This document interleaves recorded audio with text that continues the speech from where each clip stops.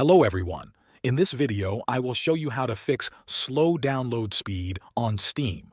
First, open Steam and go to the top left corner.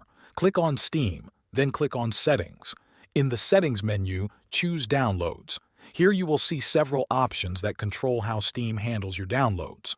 The first thing to check is the download region. Steam automatically picks one, but sometimes the closest server is not the fastest. Click on the drop-down menu and select another region near your location. After that, press OK and try downloading again. Next, look at the download restrictions. Make sure that the box that says Limit Bandwidth is not checked. If it is, uncheck it so Steam can use your full internet speed.